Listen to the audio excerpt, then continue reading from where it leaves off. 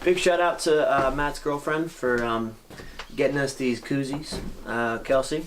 This is not the beer you are looking for.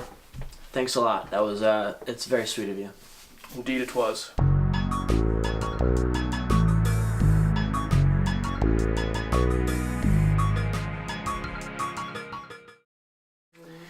What is going on, everybody? Thank you for choosing Portal. It's the show where we talk about everything in the world of sci-fi fantasy and whatever is in between. Today, I'm still Mike. And I'm still Matt.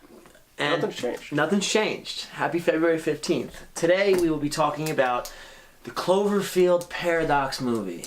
So, for those of you who haven't seen any Cloverfield movies, I'd be shocked. But basically, the first movie, there's a monster that comes down to Earth and starts just destroying shit. And the second one, John Goodman holds a girl hostage. Honestly, I never saw it. So what was that, 33 Cloverfield Lane or something? Yeah, Cloverfield I didn't see Lane. that either. I don't really know what goes on in that one, but it's all anthology. Not exactly connected movie to movie. But this one is a prequel to the first movie. So in this universe, the world is dealing with serious energy shortages, a lack of oil. Countries are starting to go to war or threaten war to get these resources. And the world comes up with a plan, which is to create a secret operation, which they send multiple operatives into a space station above Earth, and they try to use this machine to create a sustainable source of energy. Called the Shepard Accelerator. Yes. It's basically this huge cylinder that is part of the spaceship, and, you know, they try it for the first time, and, everything goes wrong, always. It's got a pretty decent cast, alright? Some faces we've seen before. There's a guy in it from, Inglourious Basterds. Yeah, Inglourious Basterds. Another Irish guy who's been in, a couple things. I think more, English stuff than American stuff. Yeah, he was, but American movies. He was in Gulliver's Travels with Jack Black back in the day. Okay. He was in that. And what else has he done? He was in Dinner for Schmucks. He was the blind fencer. You never saw that? I've never seen any of those movies. Yeah, they're both bad, but I saw them both. So, I mean, this movie had potential to be really good. I did like the sci-fi of it. I know that you said that you liked it as well. The science fiction part of it, amazing. It looks amazing. Their spacesuits, mwah. Yeah. Mwah. In terms of like technology, like the imagination behind some of the technologies in it that I thought were new to the sci-fi genre, those things will be copied and put in better movies. All right, so some characters I did like. I did like, I think Ava Hamilton. She's the main hot. character. She's very beautiful, but I think she's got good acting chops. I did like the Russian guy, Volkov. Yeah. He was good as well.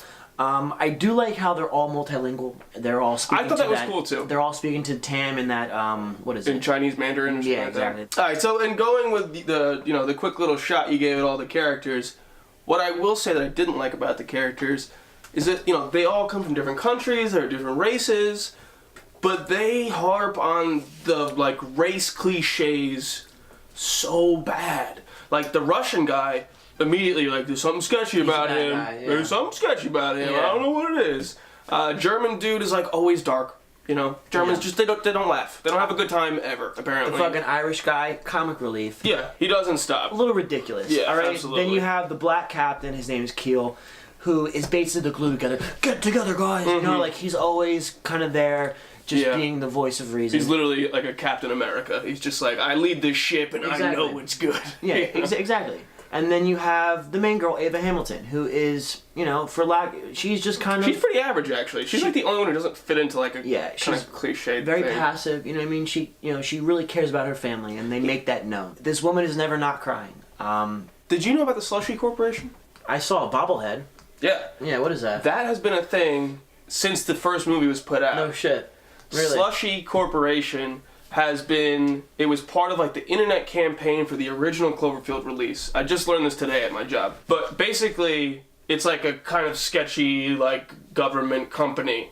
Yeah, like the Big Brother. Yeah, exactly. So they actually, I guess it's supposed to be kind of known that they're the ones who made this thing that all the governments are using, the station and the technology. Yeah, so they made the Shepard and they set this whole thing up to fail. No, they didn't set up to fail, but they're just because it's not known by the general public. Okay, yeah. Because in the beginning of the movie, you see the conspiracy theorists being oh, this ship could rip a hole in space-time. He literally says the Cloverfield Paradox as if this is a thing that kids are studying. Yeah. That Slushy Corporation, J.J. Abrams sneaks it into as many movies as he can. It's in Star Trek. No way. Yeah, it's in other movies. Like, that's one cool thing that I learned before I even saw the movie. And I was like, that's kind of cool that, like, he's doing that whole Easter egg approach. He's trying to do, like, the Tarantino... Red Apple cigarettes. Yeah, or... exactly what I thought. Rojo... what is... It was in... Oh, Rojo Manzana. Yeah, it means Red Apple. Yeah. This movie was rushed. Like... There's no doubt in my mind this movie was rushed. This movie would have fucking failed if it went to the box office. Yeah. This would have just been torn apart. You know. Yeah. To me, you know what it reminded me of? What's like that? Straight to DVD movies when used to exist. Totally. Yeah, exactly. That's what, it's like a straight to Netflix movie, which is weird because most Netflix things are awesome, but you could tell that approach was there. Yeah. That exactly. Like we don't have that much faith in it. Yeah. There were delays and stuff they were talking about like 2 weeks ago before this thing got dropped out of nowhere after Super Bowl. Yeah. They're just trying to snatch as many viewers as they could. This has got to be the last one, but I don't think it is. I don't know. I don't think it is. I don't know.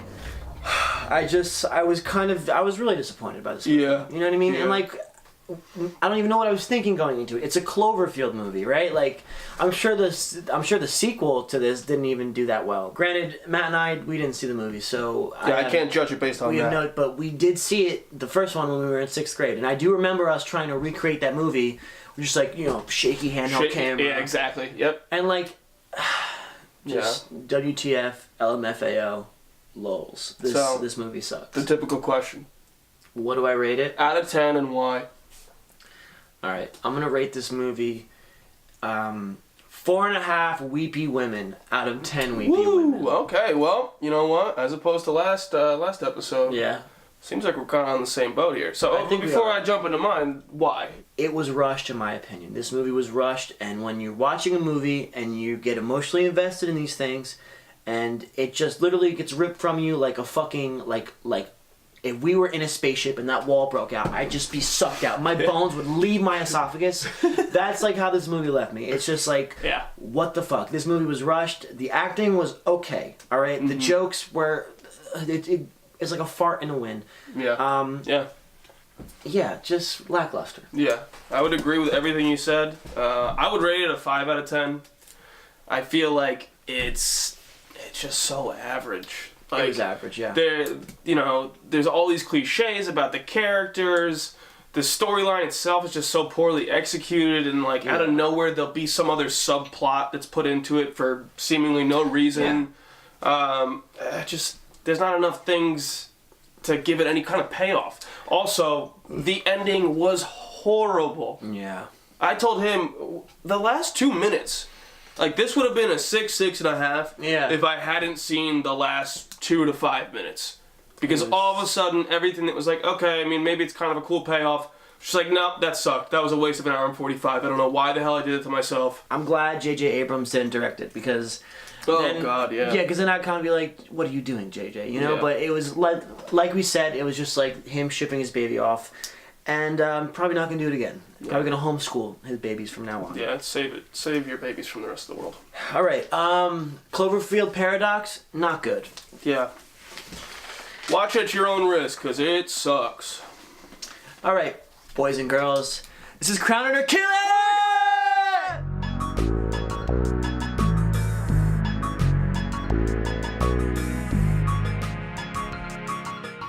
Alright, Crown It or Kill It is a segment on this show where Matt and I toss a bunch of topics up at each other that they might be old, they might be new, they might be a month old. If they're old, who really gives a fuck? So, Matt, what's going on for the first Crown It or Kill It, bud? Alright, so I'm not much of an anime guy. I know you kind of are. In doses. But one of seemingly most popular ones, at least in my opinion, that I've seen all over the place is Full Metal Alchemist. Now, for those of you who don't know, Full Metal Alchemist is about to create a live-action show on Netflix.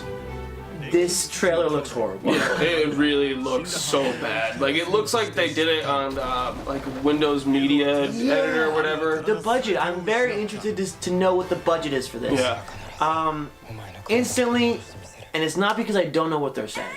It doesn't make a difference to me what they're saying. Yeah. The music they use for this, it's just like any type. You watch anime, you know, it's just like a cup of and I know it's not. It shouldn't be reflective of the movie, but even the special effects look bad. Like it just does not look like it has much of a budget. But it just there's a lot of things that make me feel kind of about it. Yeah, nothing reassuring about this. And for that reason, I'm gonna kill it. I'm gonna kill it as well. Boom!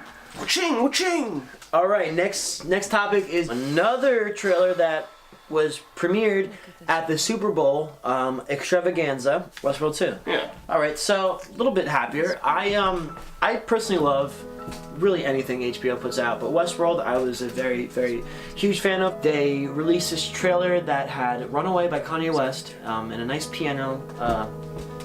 It fit it pretty well, I didn't even realize that. Yeah. Like, I know it after you said it. After the second watch, I realized it, and it kind of makes sense because the AIs are running away. We're gonna build our own world.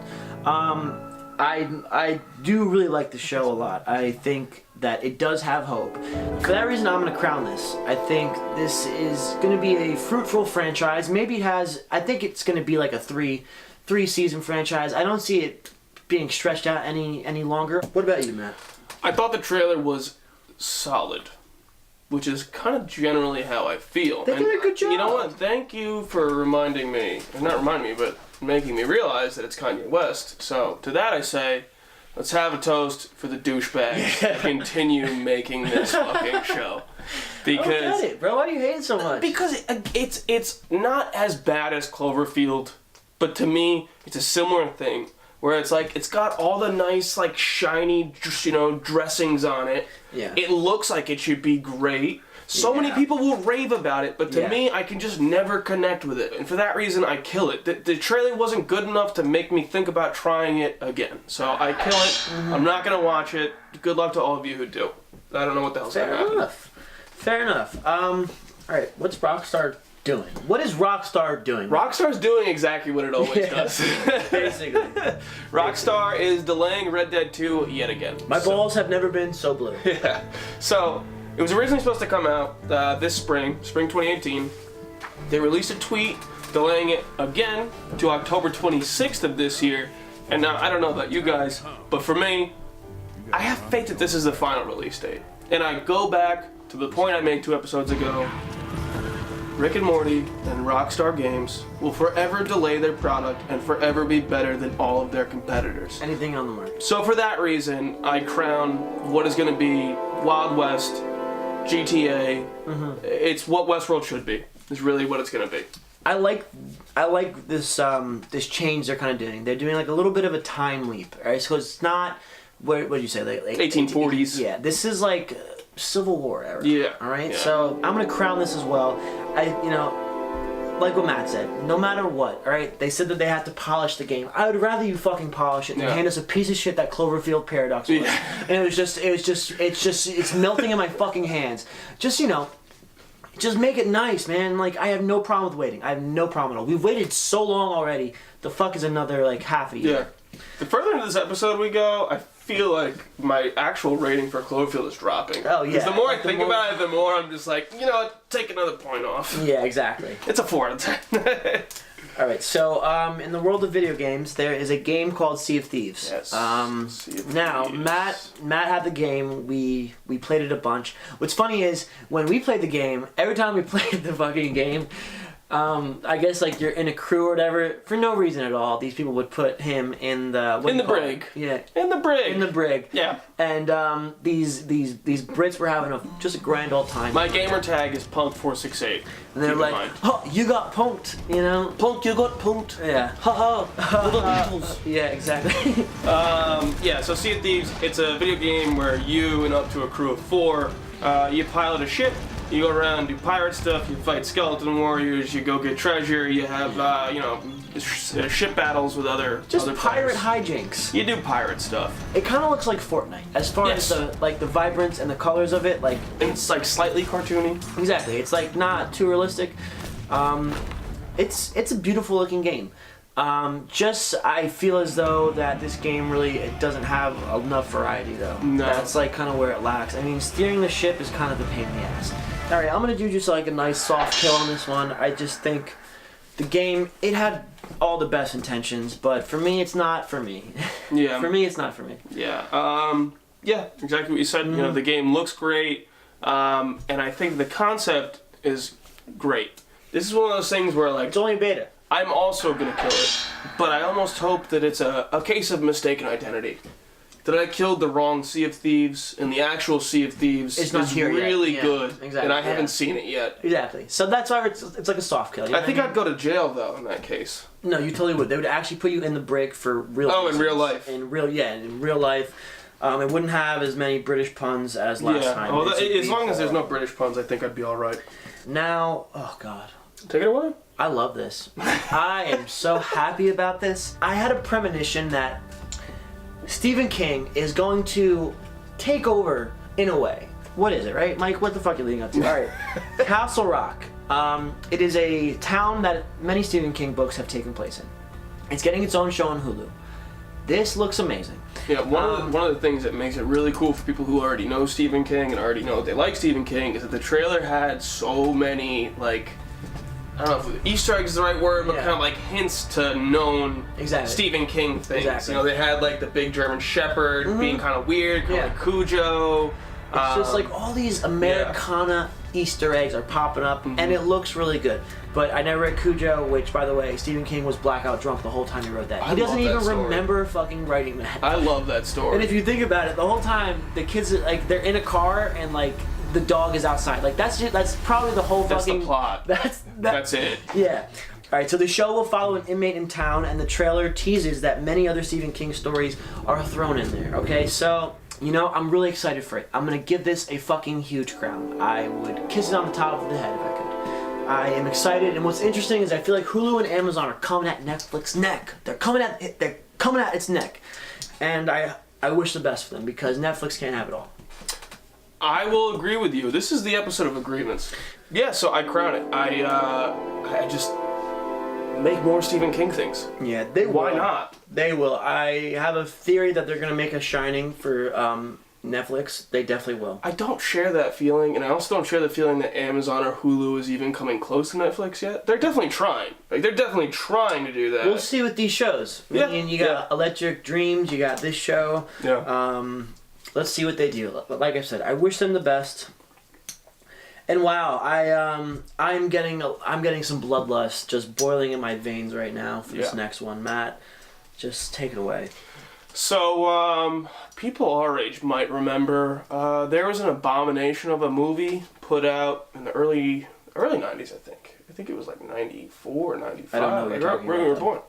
Oh, I'm talking about the Mario movie. I'm talking about the movie where, Mario and Luigi were actual plumbers, and the movie was pretty much about them being... It was live action, Yeah, right? it was live action. You don't remember this? This was Aftercare, Mrs. Lockney, Trinity Academy, like... So they decided to take another shot at this, which that much at least I get. This time they're going with the same studio that put together the Minions movie, so I assume it's going to be animated. Oh, it fucking better be. It better be animated. They must know by now that Mario and Luigi, it doesn't work. Unless it's a fucking Halloween costume and I'm plastered, that's when it's sick. That's only when it's sick, and even then I'm like, you could have tried harder. God damn it! God damn it! I'm not thrilled. I'm not happy. Fuck, I'm gonna kill it. Yeah, I'd kill it too. My God, Nintendo. Stick with the pizza boxes. Seriously though, it's like they do one really great thing, right? Like the Switch just outsold the Wii U, and they're like, all right, we did something good, guys. How do we fuck this up? Yeah, it's like me. It's what I do when my life is going great. I want to fuck it up just so because I need the normalcy back. Like I'm not used to being at the top. All right, and I guess neither is Nintendo because they're just shitting on themselves. You are shitting yourself constantly. It's dripping down your leg. Sorry for that imagery, but Nintendo, just change yourself. Here's a fucking towel. Kill it. Jesus, kill it.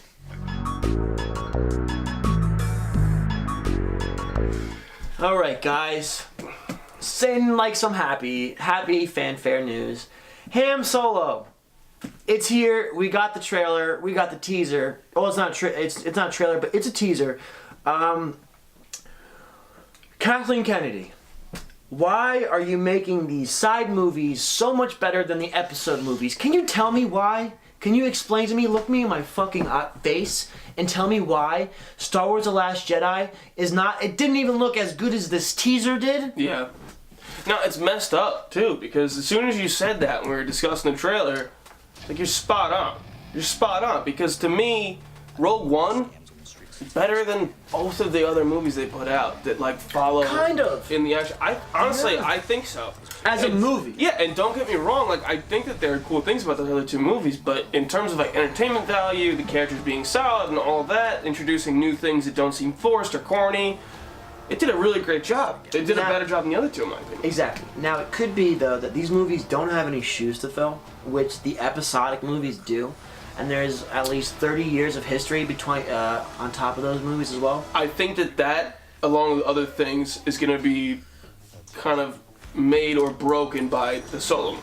If he fucks up being young Han Solo, if Childish Gambino fucks up being young Lando, like, all those characters can be ruined by this movie. Exactly. You know, it could be the same, like, prequel trilogy effect where, you know what I'm saying? Totally, because you're watching the rise, and if it doesn't fully piece together, it could be like a warped puzzle, and it's just not going to be good. Yeah. It's like how Matt's Catan is right now. We spilled beer on it. That shit don't fit no more. No. Right off the bat, there was a lot of backlash on the guy who's playing Han Solo. He doesn't look like Han Solo. He doesn't sound like Han Solo. How the fuck are you gonna put Harrison Ford? He's not Harrison Ford. I don't understand. Yeah, it's not Harrison Ford. Well, no shit, okay? But what's gonna make up for that is that this movie's made in 2018, and the visual and the realism that Star Wars is putting into their movies it's gonna override any of that. And also, Childish finally got into a Star Wars movie. If there's anybody that I want that hasn't been in a Star Wars movie, it's fucking Childish. He deserved it. Oh god, Daenerys is in it. Yeah, Emilia Clarke. Yeah. Emilia Clarke. She's in it. She's looking great. All right, you have Woody Harrelson, which is good. Okay, which is good. I don't know why people are fucking like going up in arms about it. If you know anything about Woody Harrelson, he's a cool dude. He's proven himself to be a good actor. What this seems to me is that a Woody Harrelson character is Han Solo's like mentor, right? Because one of the first things that we hear him say is, "Hey kid, I'm putting together this team." Han Solo says something like, you know, he says, "Hey kid," all the time. You know what I mean? So this is gonna show us like his Jedi master in a way. Yeah. You He's know? gonna be the Obi-Wan to his Luke. Exactly. I'm hyped on this movie. Right now I don't see anything bad about it. Yeah. I think that they're doing something very special with these non-episode movies. I have so much faith, even still for Episode 9, but even for this movie in particular. Now, it's funny because I killed this. Yeah. The episode's back. We brought up, I think it was the first episode, which is a piece of garbage. Don't watch that episode. I killed it because I'm like, Ron Howard's directing it, and like, you know, he's kind of like he's a herb, you know, but he's still a multi-million-dollar movie guy. Yeah. So I think I gotta retract my statement. I do have faith in this movie now. Ron Howard, so far it looks great, but I don't know, you know. I might be falling for the hype, but I'm still excited about it. We might be falling for the hype, but I don't think so. Okay. Now I believe Emilia Clarke's probably going to be a love interest. All right. So, you know, she definitely is. Don't feel too bad for Princess Leia. She's not even in the picture yet. Yeah. But he definitely does have a type. The brunettes. It's exactly my type. He might have messed up not taking Emilia Clarke though. Let's be honest. Yeah. You know. I don't want to put any. She probably didn't kiss her brother. That's true too. I forgot about that. Well then, that's gonna wrap it up for the topics and the Crown or Kill It's. What's and, next? I have intestinal worms. It's the weekly wormhole.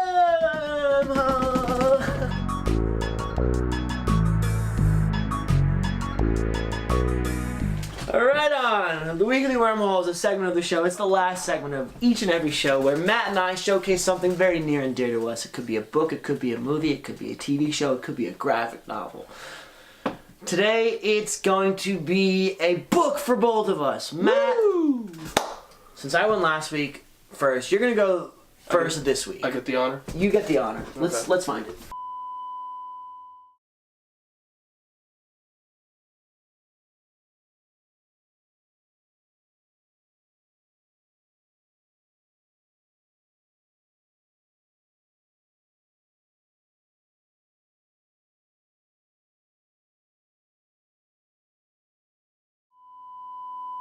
All right, so now, I mean, Matt already revealed it, but you don't know what it is yet. Stephen King book, big ass book. Oh shit. Under the Dome. Oh shit. Oh shit, it's a Bible, dog. Guys, this is Under the Dome. Seriously, was that a dictionary? Yeah. Easily one of Stephen King's most depressing novels. Ooh. Just right off the bat. Ooh. All right, Christian Rasmussen, once again, recommended this book to me, and his tagline for it was, "This book is depressing." He's like, I couldn't even finish it. It was that depressing. You did finish it. I totally fucking finished this book. But this was a challenge for me. This book is set in Maine, I believe, in the town of Chester's Mill. A fucking clear dome is dropped on top of the town. Just out of nowhere. Planes, cars, people die, instantly. The first 20 pages is death. Because planes and just cars are just bumping into this invisible force field that is locked around the town. Families and people are quite literally separated and severed. This book, you would think because it's so long it would be a slow burner. Absolutely not. People are disgusting, and when they are put in these horrible situations, you really can, people are fucking horrible. The big baddie in this book is Jim Rennie, who is a politician. Our main protagonist is a guy called Dale Barbara. He's ex-military, just a nice guy. This book is character-driven to its fucking zenith. It kind of makes sense as to why this book is so long, because we are going to so many different perspectives. Does it have that same sort of Game of Thrones aspect? You follow these different characters, and does it start and it's like... It doesn't really have the chapter per chapter. It just bounces around between them in the middle of a chapter? Exactly. Okay. So how it's set up is we'll go to chapter, or it's like parts and then chapters. So it's like part 2, but it's not by any specific... That's similar to 1122 though. Yeah, exactly. Part and chapter, yeah. Now, what I will say is this ending is not going to be satisfying, but it's not about the ending. It's about the 800 or so pages that got you to the ending. It's one of the best, it's one of the best stories I've ever read, just because of getting there. It's the climb, in the words of Miley Cyrus. Can't believe I said that, but he has a hard time wrapping it up, and but like I said, you can't really blame the guy, because what took you there is the most amazing ride you'll ever read in just a regular American novel. Nothing so crazy about this. There's no magic. This was made into a show as well, right? Was it a Hulu show? Yeah, and that show is dog shit. That I'm not kidding. That show is fucking horrible. I don't know, and Hank from Breaking Bad is Jim Rennie. The villain. God, just no. Not good. That show is an abomination. Don't watch the show. Read the book. I know it's scary. It's scary. Just look at this fucking book. It's so scary. But just take it from I hated books. I fucking hated books for the longest time. And I started reading Stephen King, and Is that the one that did it for you? This was the one that started it for me. And then I read The Stand, which is equally as big. But this was the one that was alright, Stephen King's a fucking genius. And you're hooked after you read one good one. 8 out of 10 on the Under the Dome. I'd give American Gods a 10 out of 10. Yeah. That is one of my favorite books. I liked it just slightly less than you did. I gave it a 9. But still, guys, check it out. Neil Gaiman, American Gods. Stephen King, Under the Dome. Very studious weekly wormhole this week. Yeah.